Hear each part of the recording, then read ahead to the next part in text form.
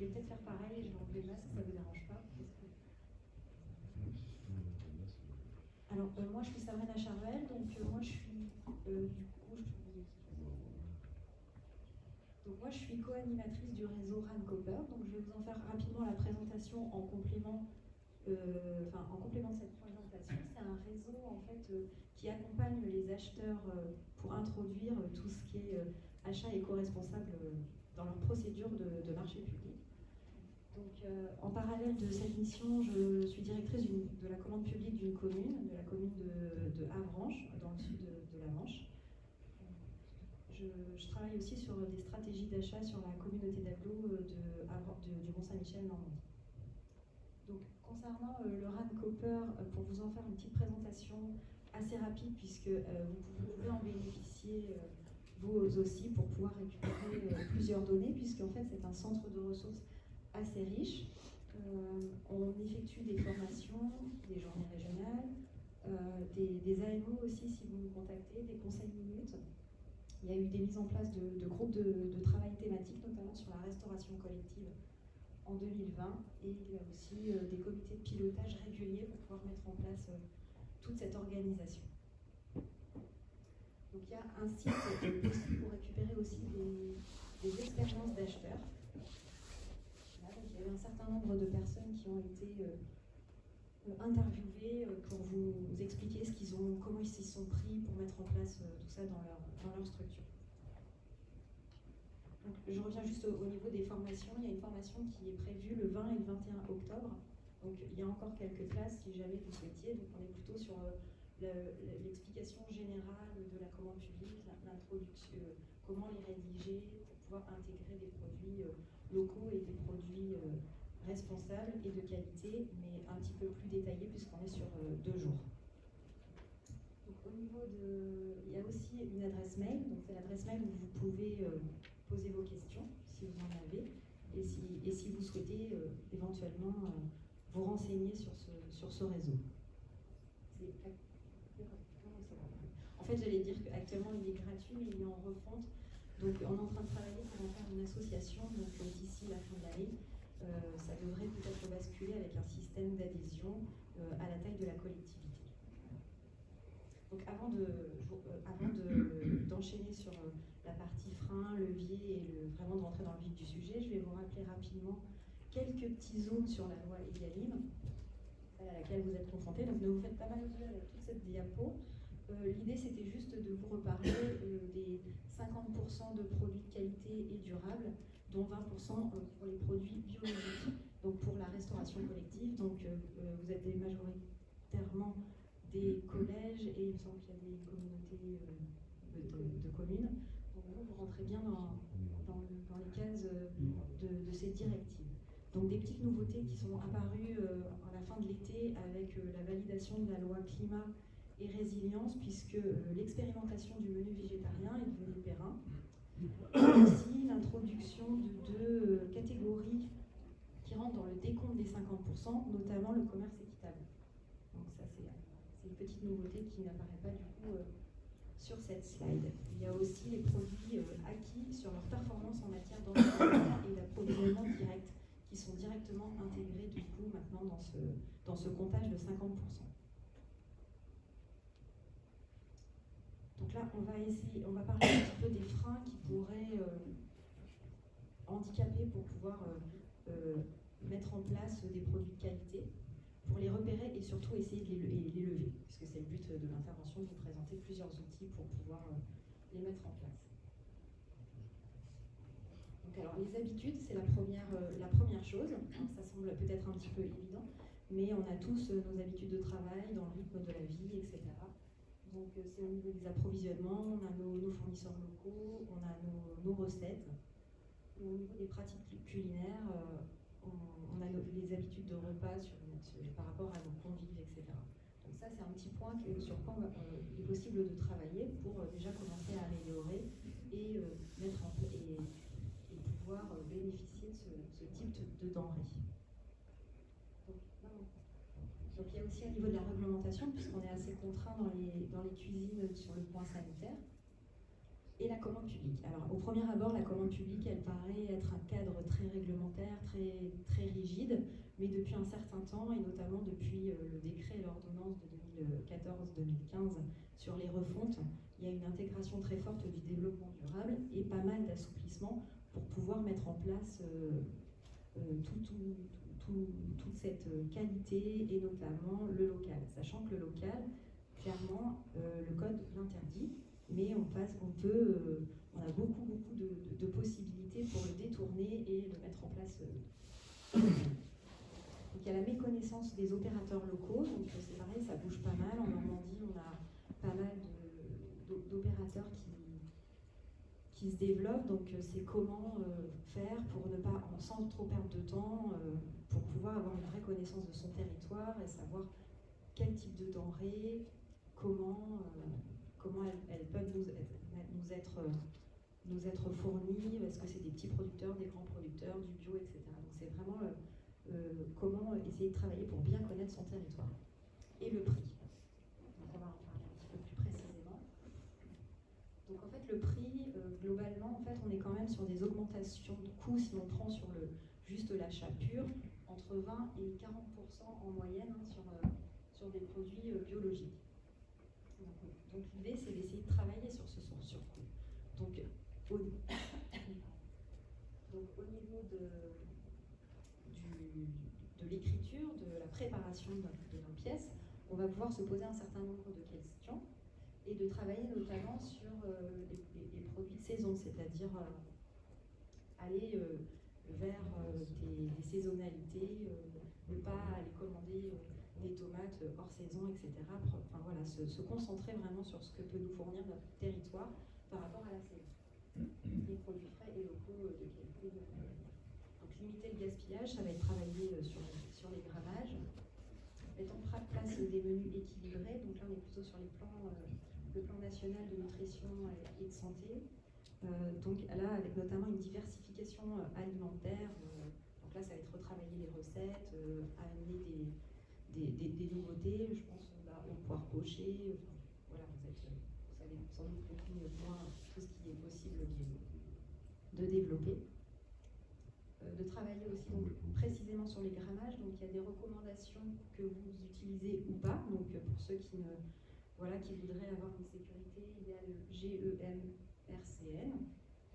Donc là c'est plutôt pour essayer de travailler sur l'obésité, le surpoids, etc. Donc voilà, de veiller à tous ces points.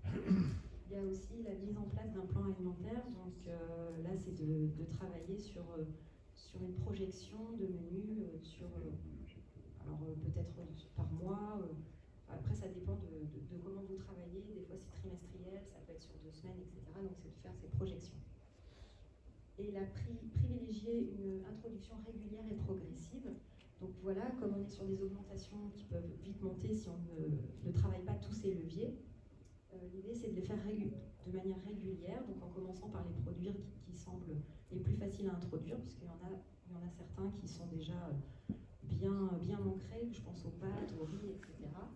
Et d'aller progressivement avec la connaissance des fournisseurs locaux pour les intégrer dans nos menus et dans nos consultations.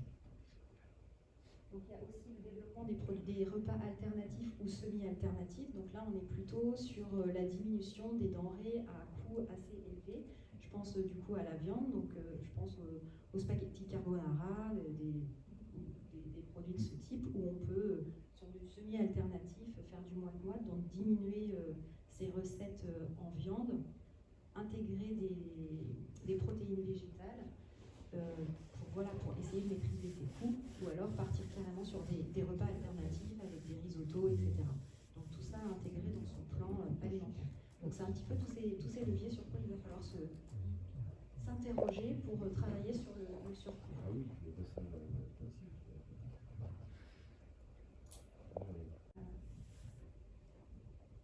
donc au-delà de ce contexte, c'est une démarche en fait qu'il faut penser avec plusieurs acteurs. On n'est pas juste sur le chef cuisinier qui doit repenser les grammages, son plan, etc.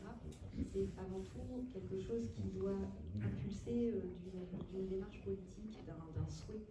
Donc voilà, il y a plusieurs acteurs concernés par un projet global. Le projet global, c'est d'améliorer son alimentation, c'est d'utiliser des produits bio, des produits de qualité et des produits locaux. Donc ce positionnement fort va vous permettre de ne pas hésiter à améliorer vos cahiers des charges, puisqu'on verra un petit peu plus tard qu'il y a des systèmes plus ou moins intégrés de positionnement. Donc ça c'est important pour pas qu'après, au niveau des élus, il y ait un décalage entre la pratique et les souhaits. Au niveau des gestionnaires, donc les gestionnaires c'est qui tiennent effectivement le côté économique, donc c'est là où on travaille sur tous les leviers pour améliorer dans nos procédures et essayer de maîtriser les coûts. Il y a les cuisiniers, donc là on est sur la pratique culinaire, la connaissance du territoire, la connaissance des plats, etc. Les convives, parce que c'est important de leur cuisiner quelque chose qu'ils vont aimer pour éviter le gaspillage. Les enseignants, je pense aussi aux parents d'élèves et les producteurs. Donc là on est effectivement sur le territoire et leur capacité à vous fournir ce que vous mettez dans vos marchés. Donc on est vraiment sur une démarche multi-acteurs, donc tout le monde est concerné, et qui doit être également progressive pour qu'elle puisse être positive et fonctionner dans le temps. Voilà, donc, au niveau de la méthode, voilà les grands indicateurs importants, c'est de connaître bien la filière bio locale, donc prendre contact déjà en priorité avec tout ce que vous avez comme réseau. Donc là, on a Bio en Normandie qui peut vous aider. Il y a le réseau Runkeeper que je viens de citer qui peut aussi vous donner des contacts, des contacts, puisqu'il y a eu des mises en place d'outils pour vous flécher aux différents niveaux des étapes de la procédure vers qui vous pouvez vous tourner pour avoir les informations et améliorer vos procédures et votre exécution aussi. Donc, il y a aussi l'évaluation des besoins qui est très très importante puisqu'il faut la mettre en collaboration, en connexion avec notre territoire. Donc quel budget disponible on a, donc les équipements de la cuisine, la taille de la cuisine, qu'est-ce qu'on peut stocker, etc. Donc les attentes des convives, ce que j'ai expliqué tout à l'heure, c'est tout, les moyens humains aussi qu'on a, parce que ça c'est important alors je parle au niveau de la cuisine, mais je parle au niveau aussi de l'exécution, la gestion des factures, le côté validation des denrées qui arrivent, les contrôles, etc. Puisque ça on ne pense pas, enfin, c'est quelque chose qui, quand on a beaucoup de l'eau, qui prend beaucoup de temps, et c'est important dans l'évaluation de nos besoins de la prendre en considération. Donc les moyens humains. Il y a aussi le côté planification de l'introduction des produits bio et des repas réguliers. Donc là, c'est plutôt le côté comment on va faire pour les introduire de manière pas tout d'un coup. Voilà, on a pris une connaissance de notre territoire, mais on ne sait pas trop comment ça va se passer au niveau des convives, on ne sait pas trop si nos nouvelles recettes elles vont plaire. Donc l'idée c'est de faire des plans de progrès. Je ne sais pas si c'est un terme qui vous parle. Alors les plans de progrès, ça peut être quelque chose que vous imaginez dans votre tête et vos commandes, vous les travaillez au fur et à mesure, mais ça peut aussi être quelque chose qui est complètement figé dans la procédure. Donc les fournisseurs sont au courant que les collectivités, elles souhaitent faire des plans de progrès. On peut même indiquer des pourcentages de plans de progrès, c'est-à-dire voilà, je souhaite tous les ans augmenter ma part de biologie de 3%, de biologique de 3%.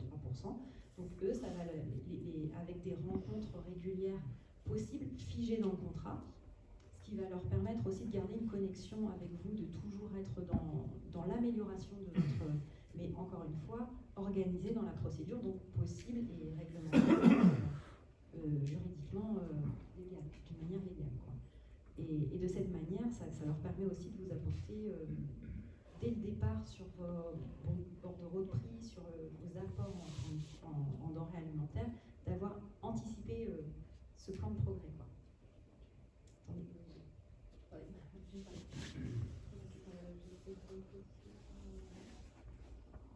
Donc voilà,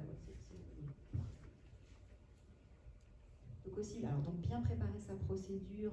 Donc là, on est une fois qu'on a pris en compte toutes ces informations, qu'on s'est renseigné, qu'on sait à peu près les plats comme on voudrait les mettre en place, ça va être vraiment de l'écrire, puisque en fait, ce qui compte, c'est le contrat, c'est l'écriture, donc le cahier des charges en priorité, et les pièces financières, notamment le bordereau, le prix, ce qui correspond à votre liste figée, ce que vous avez imaginé. Donc là, c'est de bien la préparer à ce niveau-là, et toujours en connexion avec vos moyens humains et vos moyens matériels. Donc voilà, donc que les clauses soient bien adaptées à vos souhaits, quoi. Donc sur le côté spécification technique, alors spécification technique, on est plutôt sur la définition des produits eux-mêmes, ou alors les conditions d'exécution, c'est plutôt sur le côté comment je veux les réceptionner, comment je vais les contrôler, etc. Ça peut être important de dire, voilà, vous allez me fournir votre denrée alimentaire, je veux que ça soit plutôt de telle heure à telle heure, et c'est le responsable ou c'est une personne, etc., qui la validera avec vous ou après, etc. Si jamais les dates de péremption sont dépassées, si jamais le produit arrive en mauvaise qualité, voilà, j'ai renseigné dans mon cahier des charges qu'est-ce qui va vous arriver. C'est de bien figer les éléments pour que les règles du jeu d'exécution soient bien claires pour tout le monde. Donc au niveau de l'apprentissage de la cuisine et des produits bio, donc là c'est le côté formation, hein. Donc, il existe des associations et je pense que vous avez peut-être des moyens de vous rencontrer pour pouvoir avoir des échanges de recettes, de créer des ateliers, donc pour toujours innover, toujours essayer de travailler surtout sur la maîtrise des coûts et voilà, et amener de la protéine végétale et diminuer les coûts de votre plat, quoi. Donc l'idée, c'est comme je disais tout à l'heure, c'est de commencer par les produits les moins chers et au fur et à mesure de la connaissance du territoire, de progresser dans les commandes. Donc accompagner les convives, alors c'est pareil, hein, l'introduction de tout ce genre de produits, c'est de leur montrer aussi le côté communication sur la qualité, sur le biologique, que ça soit bien rentré dans les têtes, qu'il y a des efforts qui sont effectués et que les plats que les plats sont préparés de cette manière, ça les conditionne. Alors il existe je pense à certains labels qui peuvent vous fournir des écriteaux, plusieurs outils de communication à mettre dans la cuisine pour pouvoir valoriser. Voilà. Donc en interne, vous pouvez déjà le faire vous-même sur l'utilisation de labels, l'utilisation biologique, mais aussi vous pouvez être accompagné par les labels eux-mêmes ou par des personnes extérieures pour travailler sur toute cette communication. Donc sur la limitation du gaspillage, peut-être ce que vous faites déjà, on est vraiment sur quelque chose que vous connaissez, la notion de leur demander, voilà, au moment du self, etc., sur les quantités, parce qu'il y a peut-être il y a la quantité avec les grammages, mais des fois il y a des gens qui pensent peut-être un petit peu moins, donc de ne pas hésiter à créer cette communication à ce niveau-là. Donc organiser donc un peu là on était sur le côté méthode, hein, tous les points où est-ce qu'on peut aller, mais on a aussi des possibilités de favoriser les locaux. En fait, dans nos cahiers des charges, comment mettre en place où aller pour pouvoir les flécher tout en ne les favorisant pas d'une manière illégale. C'est ça plutôt l'idée, hein, comment détourner ça pour pouvoir quand même travailler avec eux. Donc, une fois qu'on les a bien localisés, donc la connaissance fine des opérateurs agricoles du territoire, donc là très important d'avoir discuté avec eux. Le code le permet maintenant d'échanger avec eux, alors pas à proximité du lancement d'une procédure, mais quelques temps avant de créer des échanges. On en parlera un petit peu plus loin. Mais l'idée, c'est de savoir leur capacité, s'ils peuvent nous fournir tout le temps dans l'année, par rapport à nos besoins, parce que si jamais on a un fournisseur qui ne sont pas en capacité de nous fournir tout notre approvisionnement, comment je vais pouvoir faire si je veux travailler vraiment avec lui? Est-ce qu'il faut que j'aille chercher un deuxième fournisseur pour le faire? Et comment moi je vais pouvoir mettre tout ça en place dans ma procédure de marché public? C'est possible, mais encore une fois, il faut le savoir au début pour pouvoir leur laisser la possibilité de rentrer dans notre marché. Parce que si on fait quelque chose de trop général et de pas justement sur mesure par rapport à notre territoire, ils seront en difficulté. Donc il y a la difficulté d'approvisionnement, la difficulté aussi au niveau de la gestion administrative. c'est peut-être des petites entreprises qui n'ont pas les moyens humains de faire de la paperasserie, voir comment on peut travailler sur la procédure pour leur en demander suffisamment, mais pas trop, pour les noyer en cas de procédure assez forte. Et au niveau de la logistique, comment est-ce qu'ils peuvent nous fournir? Est-ce que c'est qu'une fois par semaine? Est-ce qu'ils ont un camion? Voilà. Donc, tous ces éléments, on pourra les intégrer dans notre procédure, sous réserve que ça n'impacte pas de concurrents. Alors, le petit fournisseur qui peut livrer peut-être qu'une fois par semaine, où ça nous correspond, ça n'handicapera peut-être pas une autre entreprise qui, elle, pourrait nous fournir tous les jours. Mais dans notre cahier des charges, on met qu'une fois par semaine, parce que lui, comme ça, il pourra répondre, mais l'autre aussi. En fait, c'est ça l'idée, c'est de bien travailler tout ça pour lui laisser sa chance. Donc le recours à l'allotissement, donc là c'est pareil, c'est quelque chose, c'est un point fort pour favoriser ces fournisseurs locaux, puisque si on part sur des lots trop généralistes, on ne pourra pas faire rentrer des petits fournisseurs qui pourraient être que fournisseurs de pommes, que fournisseurs de lait cru, de fromage de Neuchâtel ou autre. Donc l'idée c'est de faire un allotissement adapté, un allotissement spécifique au territoire. Alors ça c'est pareil, là encore on ne rompt pas les principes de la commande publique, parce que le gros fournisseur, lui, au lieu de répondre sur son lot général, pourra répondre sur son lot plus sur le petit lot s'il a effectivement le produit, et le fournisseur local, lui, il pourra rentrer dans cette procédure. Donc ce qui est intéressant pour eux, tout en gardant quand même un petit bémol, la duplication des lots, c'est ce qui peut aussi par contre nous handicaper au niveau de la gestion de l'exécution en interne par rapport à nos moyens humains. Donc c'est là où il faut essayer d'être sur un allotissement équilibré, de combien de lots on met, qui est-ce que je peux privilégier, comment je peux les mettre en place sans handicaper mon interne et ma gestion des factures. Donc aussi à travailler sur les critères, donc tout ce qui est les critères d'attribution vont être un gros point pour pouvoir entrer des produits locaux et de qualité et bio dans nos marchés. Notamment, donc là, comme je vous expliquais, si on travaille peut-être sur les livraisons, sans forcément le figer dans le cahier des charges, on peut laisser des ouvertures à travers les critères pour pouvoir leur laisser la chance et leur donner un maximum de points. Donc au niveau des critères, on est plutôt sur quelque chose où on va travailler sur la qualité, en montant le critère qualité ou le critère développement durable, et pour que sur un volet prix, là où il pourrait peut-être être un petit peu plus cher, que ça ne les handicape pas et qu'ils puissent être vraiment mis en concurrence avec les autres. Et aussi au niveau des cahiers des clauses techniques, des clauses, donc le cahier des charges, l'écriture de ce qu'on souhaite, c'est comme j'expliquais tout à l'heure, d'être vraiment dans la correspondance avec le territoire et en écrivant les vraies choses qu'on a relevées et comment on voudrait travailler. Je pense peut-être au yaourt, si vous voulez travailler en vrac, que vous avez localisé des producteurs, voilà, affichez-le dans vos cahiers des charges, dites-le clairement, on veut des yaourts voilà, en vrac.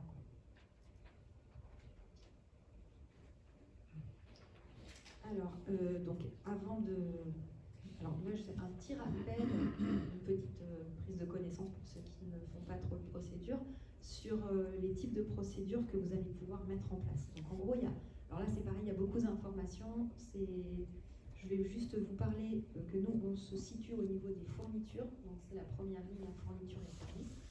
Et les trois grands points à savoir, c'est au niveau de la première procédure, qui est une procédure que vous connaissez de gré à gré. Je vais la détailler un petit peu plus tout à l'heure. Donc là, on est en dessous des 40 000 €. La procédure dite adaptée, donc là, on est entre 40 000 et 213 000, enfin, moins de 214 000 € hors taxe. Et les procédures formalisées, dit appel d'offres, où là, on passe les seuils de 214 000. Donc en fait, voilà, il y a globalement ces trois types de procédures. Vos achats vont devoir rentrer là-dedans, et c'est ça c'est vos besoins, c'est votre estimation financière qui va nous dire si on rentre dans l'une ou dans l'autre. Alors, c'est pas aussi, comment dire, c'est pas juste, je suis dans le gré à gré, je suis dans l'adapté ou dans le formalisé. Il y a plusieurs méthodes pour essayer de sortir des choses, des lots, etc., pour pouvoir se créer de la simplicité et travailler avec des fournisseurs de qualité et locales malgré tout. Et là, c'était juste pour vous présenter rapidement les 3 grandes procédures. Donc juste avant, je vais faire les 3 slides suivantes, je vais revenir sur celle-là après. Donc là, juste rapidement pour expliquer ces 3 procédures. On est sur une procédure dite sans publicité ni mise en concurrence. Donc en gros, techniquement, on pourrait avoir localisé un fournisseur et aller contractualiser directement avec lui sur une commande ou sur une durée. Donc on pourrait dire, voilà, cette année, je vous ai localisé les commandes dans ma procédure, je suis en dessous de 40 000, je peux travailler avec vous. Donc je peux donc vous commander directement sans aller faire une publicité à côté, quoi. Tout de même, on doit veiller à la bonne utilisation des données publiques. Donc s'il y a des concurrents qui peuvent présenter les mêmes choses, il est important de faire une veille concurrentielle. Alors la veille concurrentielle n'est pas forcément la mise en concurrence systématique, c'est d'avoir la connaissance de ce qui se passe pour ne pas pouvoir le léser, qu'il se sente lésé non plus, quoi. Donc des mises en concurrence temporaires de temps en temps s'il y a des personnes sur le territoire. Donc le gré à gré possible, avec quelques petits bémols si vous avez des concurrents directs vraiment très sérieux qui pourraient répondre parfaitement avec une qualité identique à votre besoin. Donc au niveau de cette petite mise en concurrence, c'est pareil, pour se protéger, on est sur un système de critères pour savoir lequel est le meilleur. Donc pas forcément le prix. Le prix, hein, dès des procédures inférieures à 40 000, on peut très bien se dire, voilà, je vais travailler sur du critère au niveau de la valeur technique. Il n'y a rien qui l'empêche. Voilà. Donc la deuxième procédure, c'était la procédure adaptée. Donc là, on est sur quelque chose où on a une obligation cette fois de publicité. Donc là, c'est pas nous qui avons fléché des fournisseurs. Là, on lance une publicité et ceux qui voient la publicité, alors il est possible de les faire venir tout de même dans notre procédure si on les a quand même sollicités un peu au départ, qui sont au courant qu'on va... voilà. Donc on n'a pas le droit de prendre le téléphone, envoyer un mail en disant voilà, notre procédure elle est lancée, mais si on a fait un travail en amont, ils ont la connaissance de la procédure à venir et normalement, naturellement, ils vont aller chercher la publicité pour pouvoir vous répondre et vous émettre une offre. Donc là, on est sur une procédure donc avec cette obligation. Donc les entreprises qui vont donc recenser cette publicité, elles vont donc pouvoir vous remettre une offre. Et là, on est sur une base de critères. Donc là, on en parlera un petit peu plus tard, de critères prix et autres critères, valeurs techniques, etc. C'est sur cette base qu'on va pouvoir sélectionner l'offre la mieux disante. Donc là, dans l'exemple des yaourts bio, c'est des procédures en fait qui sont intéressantes. Par rapport, la différence par rapport au gré à gré, souvent, on a un cahier des charges écrit, des pièces écrites, pas juste des devis qu'on lance. Donc ça permet quand même d'avoir un engagement mutuel sur une période avec des points figés. Donc si jamais les fournitures, elles arrivaient dégradées, on pourrait se retourner en disant, attendez, moi sur mon cahier des charges, j'avais bien prévu telle qualité, vous nous livriez, que les livraisons soient faites de cette manière, etc. On peut le faire avant 40 000, mais on est quand même sur quelque chose de lourd. Au-dessus de 40 000, là, on est quand même sur l'écriture d'un contrat, sur l'écriture de ce contrat, et c'est quelques garde-fous. Donc la dernière procédure, c'est la procédure adaptée, dite appel d'offres, donc 214 000. Donc là, on est vraiment sur un fléchage du code, avec plusieurs choses à respecter. C'est une procédure qui ne permet pas de négocier. Donc qui est assez contraignante pour les entreprises, puisqu'il y a tout un... Même s'il y a eu beaucoup d'adaptations ces temps-ci, au niveau de la candidature, pour ceux qui la pratiquent un petit peu. Donc en fait, quand on est en procédure, on a un peu deux volets à analyser. Une partie candidature, c'est-à-dire les capacités des entreprises et les offres. Donc au niveau de la candidature, il y a toute une liasse de documents administratifs à fournir qui peuvent poser problème aux petites entreprises puisqu'ils n'ont pas forcément le temps, ils n'ont pas les moyens humains, etc. Donc depuis quelques temps, là, il y a eu des simplifications avec des fléchages, des guichets uniques où nous, on va chercher les numéros sur Internet pour voir les documents qu'ils ont mis sur leur site. En fait, c'est comme s'ils s'étaient créé un profil, ils déposent leurs documents et nous, on va les chercher. Ils n'ont plus à nous fournir forcément les documents dans la procédure. Donc il y a des simplifications pour essayer d'aider. C'est pas tout à fait connu et pas encore tout à fait pratiqué par ces petites entreprises, mais il y a quand même eu des petites améliorations. Mais concernant notre sujet, il y a quand même quelque chose de fort qu'il faut retenir dans cette procédure, c'est que on a la possibilité de faire ce qu'on appelle des petits lots. Donc dans cette grande procédure au-dessus de 14 000 €, avec tous nos lots, on a la possibilité de sortir des lots donc, qui correspondent à 20% du montant total de la procédure et qui ne dépassent pas 80%. Donc pour expliquer un petit peu mieux, en gros, si votre procédure, elle fait 20 lots, que dans vos 20 lots, vous avez 10 lots où c'est des petites entreprises, parce que c'est un pour les pommes, un pour le fromage, un, etc., et que ces 10 lots correspondent à 20%, on peut faire ce qu'on appelle des petits lots. Donc dans votre procédure, il n'y aura pas à écrire tout le formalisme de l'appel d'offres, il faut juste le dire, et vous pourrez, pour ceux qui sont en dessous, pour les lots qui sont en dessous de 40 000, on pourra aller directement de gré à gré, et pour ceux qui sont au-dessus de 40 000, on pourra faire une procédure adaptée, ce qui amène quand même une grosse souplesse. Donc, même s'il y a un appel d'offres, même s'il y a une procédure formalisée, l'important c'est de bien connaître ses besoins, de bien connaître les montants par lot pour pouvoir sortir ses fournitures et ses lots et aller travailler en local. C'est quelque chose qui est apparu il n'y a pas très très longtemps, mais qui est très intéressant puisqu'on arrive très très vite à 214 000, surtout pour les petites collectivités. Alors on en parlera après sur les côtés, le découpage en fait des procédures. C'est toute la problématique. Combien de procédures on peut lancer? Est-ce que c'est une grande procédure denrées alimentaires? Est-ce que c'est une procédure fruits et légumes? Est-ce que c'est une procédure viande, etc. Quand on est sur une petite collectivité, c'est un petit peu compliqué d'aller s'amuser à faire des micro-procédures. Donc on atteint rapidement les 214, donc on est bien content quand on peut sortir quelques lots pour pouvoir travailler avec les locaux. Donc là, je vais revenir sur la... Merci. Donc là, c'est le côté comment je vais organiser ma procédure. Donc c'est ce que je vous ai expliqué, il y a plusieurs manières de faire. L'important, c'est de travailler sur l'exigence d'une homogénéité, d'une famille homogène. Donc pour les petites collectivités, j'ai expliqué que c'est assez compliqué de faire des lots, une procédure viande. Alors, dans une procédure, il y a des lots. Donc, c'est la procédure qui va être estimée via l'ensemble de lots. Donc, les petites collectivités, elles sont plutôt sur la procédure denrées alimentaires. Elles vont avoir le lot viande, le lot produits surgelés, le lot fruits et légumes, le lot produits laitiers, etc. Donc là, c'est là qu'on arrive, et c'est grâce à tout ça qu'on arrive à estimer notre procédure de départ.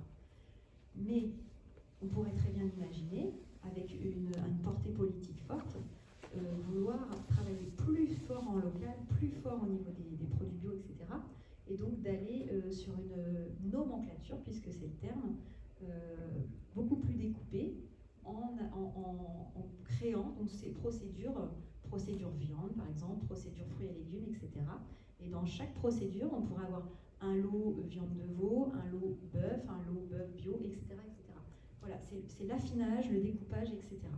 Donc il est compliqué de mettre en place cette procédure plus découpée si on n'a pas validé cette nomenclature dans les assemblées délibérantes, puisque le contrôle de légalité pourrait estimer qu'on a saucissonné, puisque là, en marché public, c'est quelque chose qui est interdit. Donc voilà, donc il y a tout un petit travail à faire en amont si on souhaite faire de la nomenclature. Ce qu'il faut savoir, c'est que si on fait une nomenclature, on est obligé de s'y tenir. Elle peut évoluer, mais c'est à chaque passage au conseil en assemblée délibérante. Mais c'est quelque chose qui est très très intéressant c'est très intéressant pour travailler avec les locaux.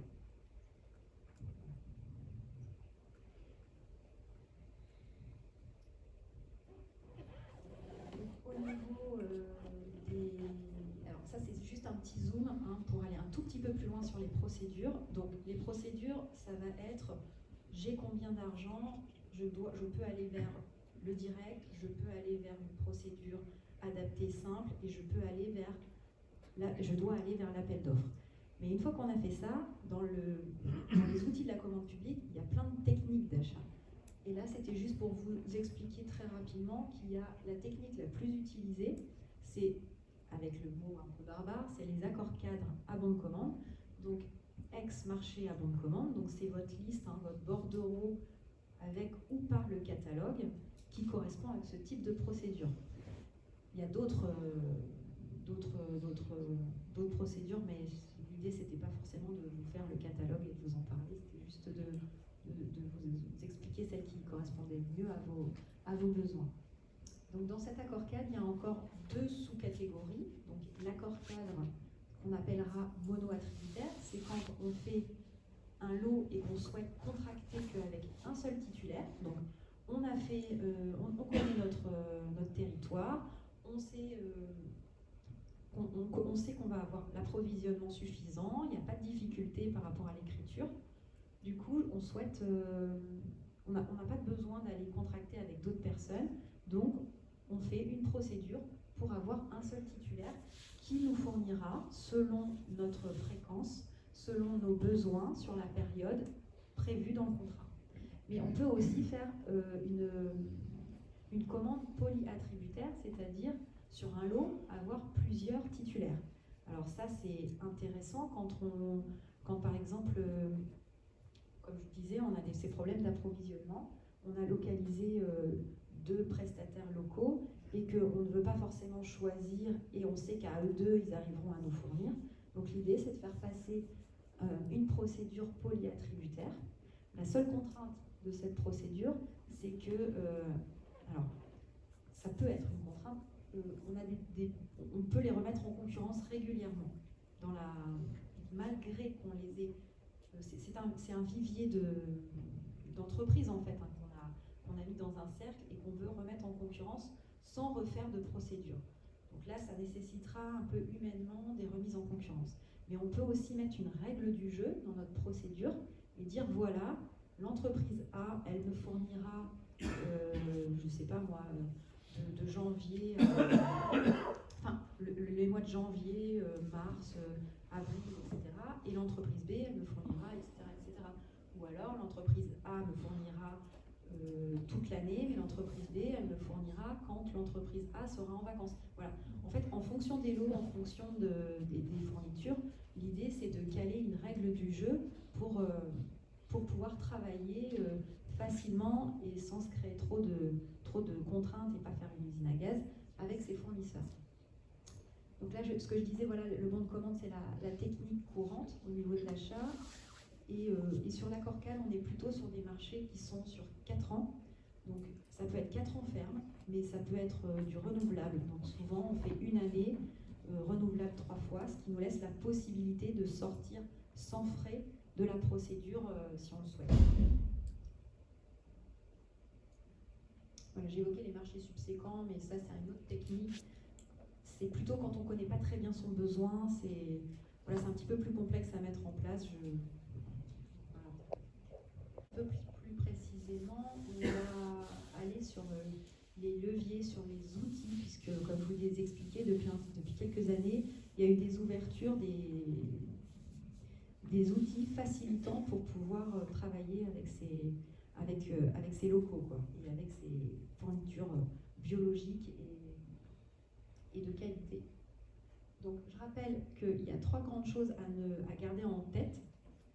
C'est la liberté d'accès à la commande publique, l'égalité de traitement et la transparence. Donc voilà, si jamais il y avait une problématique de procédure, le juge, la première chose qu'il regarde, c'est ces 3 grands principes de la commande publique. Est-ce que la liberté, est-ce que tous les candidats, est-ce qu'ils ont pu y accéder d'une manière facile? Donc je sors la procédure de gré à gré, mais techniquement on est plutôt sur le côté comment je vais réussir à récupérer gratuitement. Voilà, donc l'accès sur un profil acheteur, etc., laisse la liberté. L'égalité de traitement, ça va plutôt être le côté, la transparence. L'égalité, j'ai donné toutes mes informations, vous connaissez les critères, vous connaissez les sous-critères, je vais vous noter de manière égalitaire, d'où l'importance de ne pas avoir d'échange pendant la procédure avec des candidats potentiels, justement rompre rompre ce principe, quoi.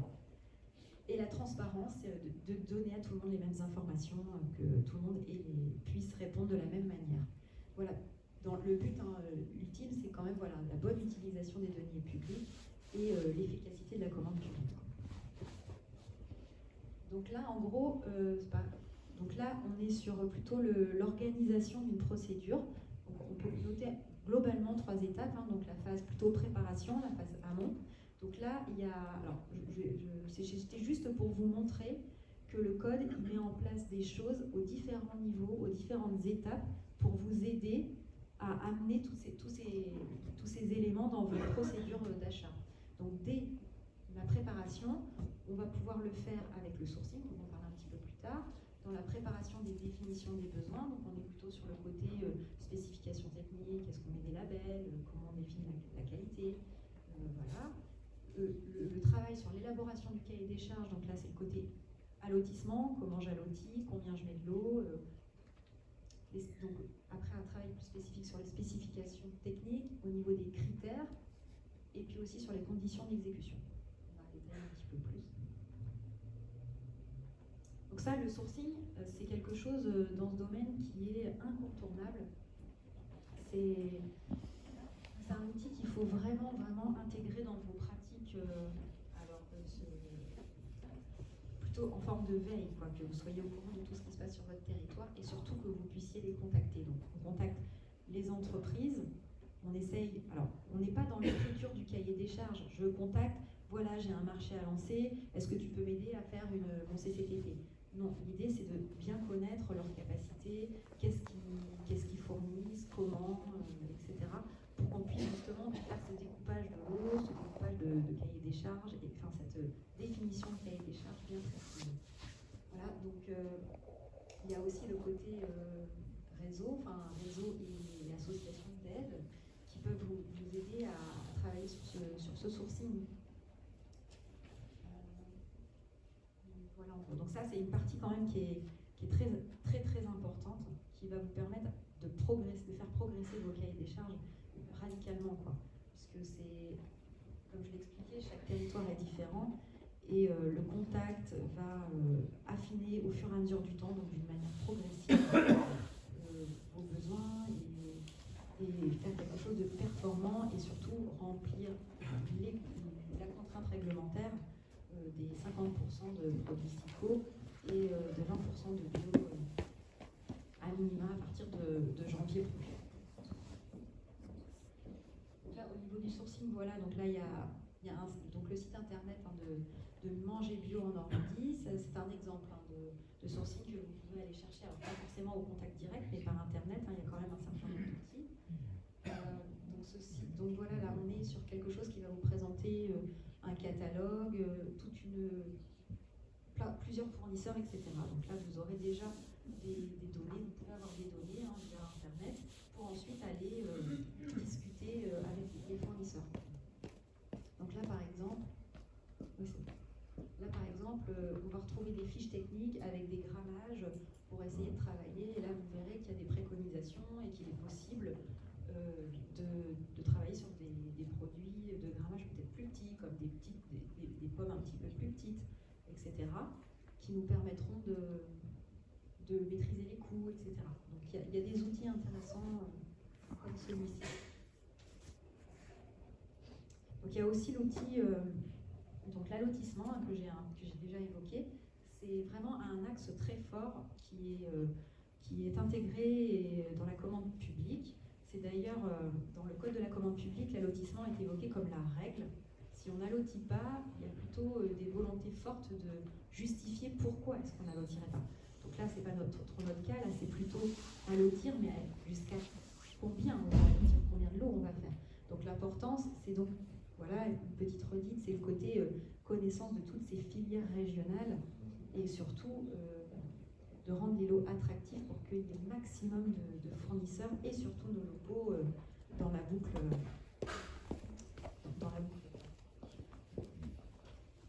y a des types, au niveau des allotissements, il y a plusieurs manières d'allotir. Donc on a vu un petit peu le côté par produit. Donc voilà, on peut allotir des fruits, un produit unique, genre du lait cru, etc. Il y a aussi des allotissements géographiques possibles, comme je pense peut-être au pain, si vous voulez travailler avec vos fournisseurs de territoire. Donc ce serait par exemple si on est sur une plus grande, sur un territoire un peu plus grand et tout, essayer de dire voilà, je travaille avec les fournisseurs du Nord et les fournisseurs du Sud pour que tout le monde puisse bosser. Voilà. Donc là, le pain est un bon exemple, rien que sur un territoire d'une commune assez grande, on peut le mettre en pratique. Il y a aussi des allotissements par service. Donc, là, par exemple, on a pris l'exemple de la petite enfance et du restaurant administratif. C'est des lots qui sont cohérents puisqu'on n'est pas tout à fait sur les mêmes grammages. Donc voilà, dont la possibilité de ne pas forcément allotir à la denrée, mais allotir par un autre levier qui serait là pour le coup le grammage, mais aussi le type de fourniture, puisque le restaurant administratif, ou alors si vous aviez des CCAS à gérer, enfin des personnes âgées, etc., là on serait aussi encore sur une autre typologie. Donc là on ne pourrait pas forcément mettre un lot commun, il faudrait faire des lots un petit peu par service, quoi. On peut aller jusque là, on peut imaginer faire du découpage jusqu'à ce niveau de.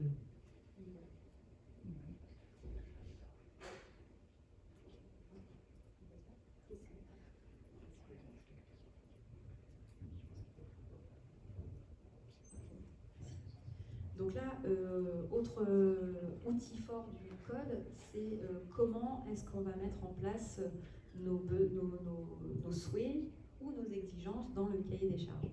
Donc, quand on a, alors voilà, donc deux possibilités. Quand on a quelque chose qu'on veut à tout prix, on veut absolument qu'on travaille avec du label rouge sur de la viande, etc. On ne souhaite pas laisser la possibilité, c'est quelque chose qu'on fige dans le cahier des charges. On l'évoque, donc le label rouge ou équivalent, puisque en commande publique, on ne peut pas laisser la main qu'à un label, on est obligé toujours d'ajouter une équivalence. L'équivalence, l'entreprise qui nous présenterait une équivalence nous obligerait de vérifier si la fourniture proposée, elle est bien équivalente au label rouge.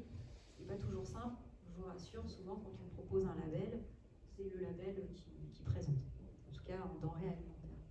Donc là, on est sur une exigence, donc là, c'est pas de difficulté, il répond à notre demande, il rentre il peut être sélectionné, il n'en répond pas à notre demande, on l'écarte. Voilà, donc il y a des points positifs, parce qu'au moins on sait ce qu'on va avoir, sous réserve bien sûr de faire l'exécution, parce que il y a des petits malins qui lors du contrat positionnent plein de choses, mais au niveau de l'exécution, ça peut vite dériver sur d'autres fournitures, particulièrement au niveau du surgelé. Voilà. Donc c'est une exigence forte, mais attention, il faut pouvoir aussi assurer le suivi. Et donc globalement, voilà. Alors après, il peut y avoir des risques d'infructuosité. Alors c'est là où on rebascule sur l'histoire de l'allotissement et de la connaissance de votre territoire pour justement éviter, si on souhaite monter en qualité de gamme en intégrant tous ces labels, d'éviter ce marché infructueux. Donc il y a aussi le souhait, donc là vous avez vos exigences, mais aussi vous pouvez vous dire, moi j'aimerais bien essayer d'aller vers ça, mais je ne suis pas prêt pour pouvoir tout de suite l'exiger. Alors souvent c'est un bon compromis quand on souhaite progresser, mettre en place quelque chose, pas encore complètement, mais voir comment la concurrence elle réagit. Donc de travailler sur les critères. Donc là c'est juste un souhait et on notera les entreprises, on ne les écartera pas, on notera les entreprises par rapport à ce souhait. Voilà, il y en a qui emporteront plus de points que d'autres, et du coup le mieux-disant emportera le marché, donc c'est sur ce point-là qu'on travaille. Donc là il faut se dire que c'est pas sûr que ça remplisse cette condition-là, en fait, on n'est pas sûr d'obtenir ce qu'on a souhaité dans le critère, mais au moins on aura essayé. Voilà. Donc il y a deux façons de...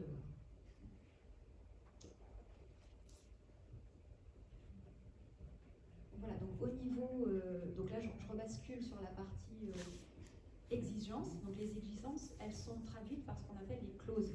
Donc les clauses, elles peuvent être au niveau des spécifications techniques, Donc voilà, et c'est là où on peut s'appuyer vraiment sur les labels en fixant des labels. Donc ou équivalent, comme c'est noté.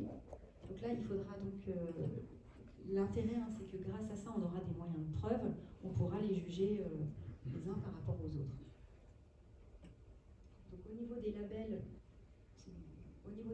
qui sont donc dans la loi Egalim, donc je vous les rappelle, hein, il y a le label pour l'agriculture biologique. Là, on est sur le volet plutôt des 20%. Et il y a les labels pour tout ce qui est d'origine et de qualité. Donc on est plutôt sur les labels, donc il y a le label rouge, hein, là on est sur des qualités supérieures. Il y a tout ce qui est AOC et AOP, avec voilà, les produits sous appellation d'origine, les produits bénéficiant d'une indication géographique, les IGP, les produits bénéficiant d'une spécificité traditionnelle garantie, les STG, donc les produits issus d'une exploitation à haute valeur environnementale, les HVE. Donc au niveau, je peux vous donner quelques petits exemples. Alors pour le label rouge, hein, on est beaucoup, voilà, on retrouve beaucoup sur les viandes, donc là c'est la qualité supérieure. Au niveau des AOC, on est plutôt sur donc des origines contrôlées. C'est une appellation française. Donc je pense là ça garantit un lien avec le territoire et une tradition de production et de transformation. Donc, par exemple, là on est plutôt sur le côté vin, les cidres, etc. Notamment les cidres du Cotentin en sont un exemple. Au niveau des AOP, alors là on est plutôt sur une appellation protégée européenne, donc comme le comté, le poulet de Bresse. Au niveau des IGP, donc là on serait plutôt sur le savoir-faire, quelque chose qui garantit le lien d'un produit avec son territoire d'origine, donc tout ce qui est jambon de Bayonne, Saint-Marcelin, les riz de Camargue, tout ce qui est sur les STG, donc là on est plutôt sur une spécialité traditionnelle, hein, quelque chose qui garantit la qualité liée à une tradition, comme par exemple les moules de Bouchot, elles font partie de cette catégorie. Et autrement, voilà, il y a le HVE, tout ce qui pourrait être label fermier, les écolabels pêche durable, etc. Tout ce qui est maintenant, du coup, le label commerce équitable, qui est rentré depuis le 22 août 2021 dans la liste des 50%. Donc, au niveau des clauses, une fois qu'on a travaillé sur nos spécifications techniques en s'aidant par les labels, on peut aussi travailler sur les conditions d'exécution. Donc là, je vais passer assez vite. Hein, c'est comment vous écrivez dans votre cahier des charges le côté qualité des produits, ou le respect de la commande, ou au niveau de la température des véhicules, température des produits, les dates de limitation de consommation, etc. Donc là, c'est pareil, hein, c'est l'autre partie, celle qui est aussi importante pour que les produits arrivent, qui sont de qualité. On achète de la qualité, on aime qu'elles arrivent dans de bonnes conditions, donc de travailler sur la clause au niveau des conditions d'exécution. Et là, si on repart sur la partie souhait, hein, donc je rappelle le tableau avec exigence et souhait, là on est sur la partie souhait en connexion avec les critères. Donc l'important, ça sera de bien avoir figé ces clauses pour pouvoir définir les critères. C'est-à-dire, on ne met pas sous critères des choses qu'on a mis, qu'on souhaite absolument obtenir. Là, c'est plutôt pour un cadre d'évolution. Donc au niveau de ces critères, on pourrait avoir par exemple le critère circuit court. Si on n'a pas prévu dans notre cahier des charges sur un lot par exemple figé, on veut du circuit court obligatoirement, c'est de faire ce critère circuit court pour valoriser les entreprises qui mettront ça en avant. Donc voilà, il y a ce type de critères. Il pourrait aussi y avoir des critères sur les références catalogues bio. Par exemple, si vous êtes sur une évolution d'un plan de progrès, l'idée ce serait de regarder le catalogue, de voir le pourcentage de fournitures biologiques pour pouvoir les intégrer au fur et à mesure. Donc là c'est pareil, on est sur quelque chose de critérié, donc celui qui aura peut-être le plus de produits va obtenir la meilleure note. Donc ça c'est un autre exemple de critère. Alors là on est sur le bien-être animal, donc c'est le critère avec un certain nombre de sous-critères. Donc là vous pouvez vous aider pour pouvoir noter au mieux, donc voilà, si vous êtes sensible à ce type de critères, là voilà, on peut remplir, on a les modes de prof aussi. Enfin, on donne toutes ces informations aux entreprises, c'est très transparent, ils savent sur quoi ils vont être notés, mais au moins nous quand on fera la notation, on a tout et on n'a plus qu'à mettre les points. Donc Vous voyez, pour cet exemple, la surface disponible par animaux, le type de litière, le temps en plein air, à l'intérieur, etc., etc. Donc on peut construire des vrais critères qui nous intéressent et il est plutôt conseillé du coup dans cette critérisation de ne pas valoriser le prix et de travailler justement sur toute cette partie valeur technique et développement durable. Voilà, alors là c'est un résumé un peu général, je vais passer assez vite par rapport à tout ce que je vous ai dit ce matin. Donc voilà, donc l'idée c'est de bien se rapprocher des organismes et des réseaux pour bien connaître son territoire, de travailler aussi pour les introductions rapides de tout ce qu'on sait au niveau des produits de qualité, au niveau des produits bio, de bien s'intéresser donc à l'allotissement, voir comment on peut faire travailler nos entreprises locales, de la qualité, combien de lots, comment je les mets en place pour pouvoir favoriser tous ces produits d'agriculture, ne pas trop mettre une place prépondérante au prix, donc dans les critères, valoriser des critères et des sous-critères qui peuvent vous sembler intéressants. Voilà, avec le prix vraiment au-dessus de 40, ça met quand même en difficulté les entreprises qui travaillent beaucoup sur la qualité. Dans les cahiers des charges, c'est vraiment de faire de bien l'adapter à votre territoire, à ce que vous avez vu et à vos souhaits en écrivant, puisque ce qu'on pense et si c'est pas écrit, ça ne sera pas forcément mis en pratique. Donc voilà, en cohérence bien sûr avec tout le travail, alors le mot barbare donc de sourcing, c'est-à-dire d'échanges que vous avez pu avoir au préalable avec les entreprises ou avec les réseaux. Donc là, c'est là qu'on écrit les choses pour être cohérent. Et puis bien sûr, le suivi d'exécution qu'il faut sécuriser dans les procédures pour surtout ne pas créer aussi d'usine à gaz et vous adapter à vos moyens humains. Voilà, je vous rappelle juste les deux contacts si vous voulez avoir plus d'informations sur ce qui a été dit aujourd'hui et si vous voulez vous renseigner sur ce réseau côté commande publique, comment vous aider pour introduire tout ça, voilà, dans vos procédures.